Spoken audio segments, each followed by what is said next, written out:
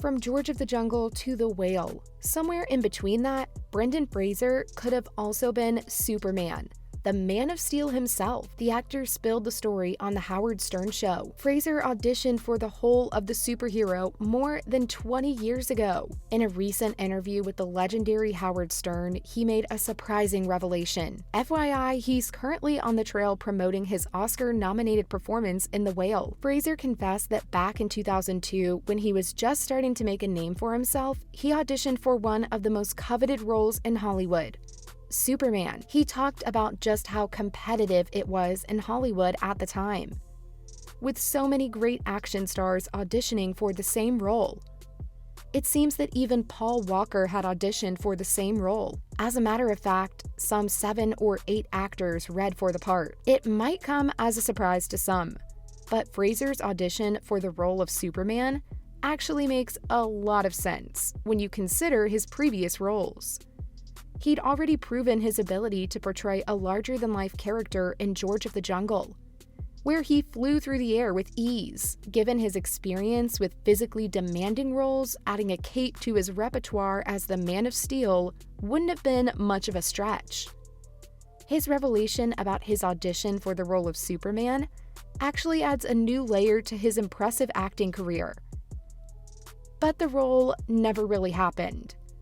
That's because the project was completely shelved by the studio. Fraser's audition for the role of Superman didn't pan out because the specific version of the character that he read for never saw the light of day. Before J.J. Abrams became the highly acclaimed director that he is today, he was a screenwriter tasked with developing a reboot for the iconic superhero. The project was titled Superman Flyby, but it never came to fruition due to studio politics, according to the actor. A few years later, Bryan Singer's Superman Returns was released, featuring Brandon Routh as the Man of Steel. Even though Routh's performance received positive reviews, the film was short-lived and the role of Superman was eventually recast. In any case, it's fascinating to consider what could have been if Fraser's audition for the role of Superman had actually worked out. But he said that he was glad that the role didn't work out for him. Basically, Stern asked him if he regrets not being a part of J.J. Abrams' Superman Flyby project, for which he was considered for the lead role. But Fraser said he doesn't feel that way now. He explained that the fame that comes with such a big role would have been too much for him to handle, because that's the kind of role that basically writes over your entire career. No matter what other roles an actor may have done, he'll probably only be remembered as Superman, good or bad. He thought that it was just one of the things that would define him for the rest of his career. The Mummy actor explained that accepting such a role would be a bit of a Faustian bargain. Fraser also said that he really valued diversity in his career. The auditions also happened smack in the middle of his work on The Mummy, so he wasn't sure if it would work at all. But when Stern asked if Fraser was disappointed at the time, he said it was tough not to be when a big project like that comes along. He also knew deep down that it wasn't the right fit for him. Even during the screen test, the movie may have not happened, but the concept art and plot were definitely promising. Here's what I found out about Superman that could have been. Recently, production concept art has surfaced, giving us a glimpse of what could have been in J.J. Abrams' unrealized project. The first image shows the iconic Superman suit from the waist up, and his face bears a strong resemblance to actor Josh Hartnett, who was, in fact, a top choice for the role back then. The other images show a rugged Krypton, the Metropolis skyline, and a scene of Superman and Lois Lane meeting atop the Daily Planet at night.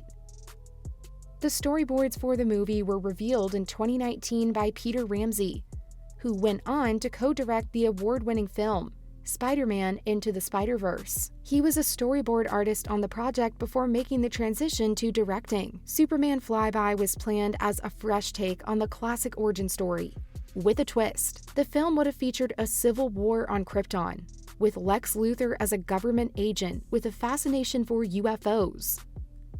There would also be a final battle against Ty-Zor and a group of Kryptonians.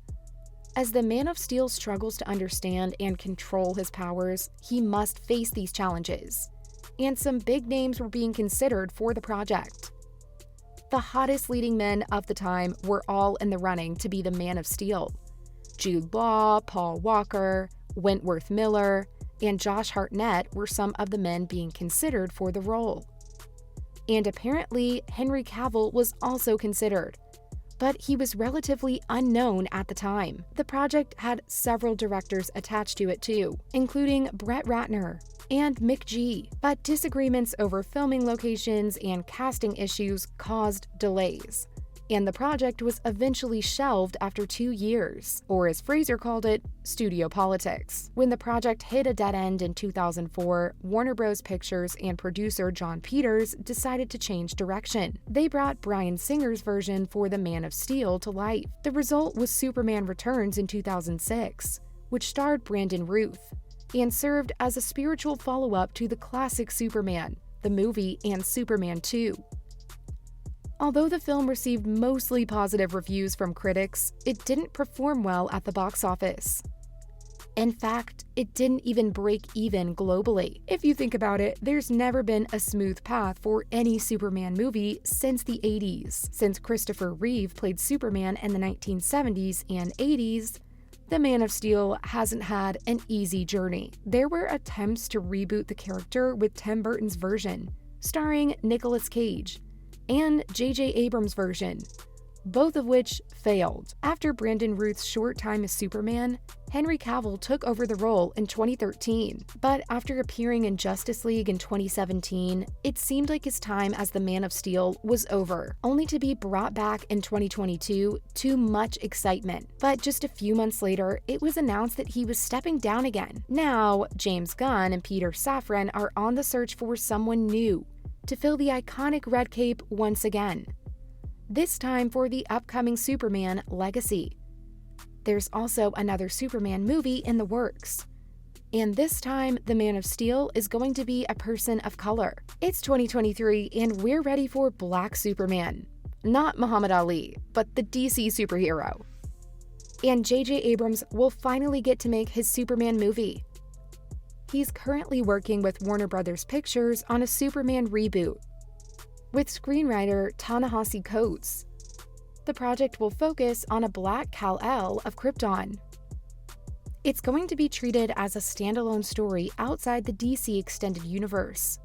So which actors are in the running to be the next generation of Supermen? Not Brendan Fraser, you guys. Stranger Things cutie Joseph Quinn just might be taking over from Cavill. But there's also talk of Glenn Powell of Top Gun Maverick taking on the role. For the J.J. Abrams version, Michael B. Jordan seems to be the frontrunner. Eli Gorey could also be a good choice. He's the one who played legendary boxer Muhammad Ali in One Night in Miami. This just keeps getting more and more difficult to decide. See you guys in the next video.